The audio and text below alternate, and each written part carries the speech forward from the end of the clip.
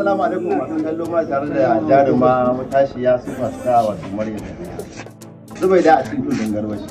Maryam lokacin da aka kawo su kudin garwashi ke karanta shi kin ga zai baki wahala ne. Karakter mu a cikin fim din garwashi rayuwa ce da take faruwa a cikin gari a gurare daban-daban. Sosai. Gaskiya bai bani wahala ba saboda duk abubuwan da suke faruwa suna faruwa a cikin wasu gidajen ma in ka je ka tare zaka ga ana yin abin da yafi wannan. So ni baya bani wahala saboda ni a cikin gari na taso na san rayuwar cikin gari na san ya ake a wasu abubuwa da na san wasu abubuwan da ba kowa ne ma ya san su. Bai kamar sanadin da ake danyi a cikin kisa ko da da irin kalubale a ce wurin kaza ka yi bidiyon duk da ba halin ka bane kawai sai bidiyo da haka.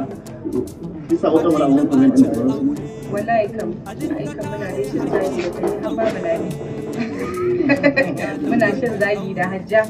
Muna shan zagi saboda wani zagi da aka mun aiki wani tayi zagin ma ba zan iya mutunta shi ba Allah da ba zan yi aure ba. To kuma shi ina fikin masu kallo sun gasa gane cewa fim ne. Ko zai ta rubuta yake dauki nauyin fim amma kada ga nan ba ina kai aure ba. Ana fim kuma ka ba abin kirki. Kamar yanda yarinya ce mai tarbiya kuma da cikin gari ba haushiya. Kuma wani fim ne ko ya burge ta a cikin da washe nan kuka yi gugurmaya a cikin abin. Kin yi cikin ganshi ko bai kalla ba amma a gurin sifin abin ya burge ki. To akwai ba za a rasa ba ni duk sun da na fito a ciki dukkan su suna burge ni sun burge ni ba wanda bai mun ba. Kuke labarin mutan zai aure Asma'u?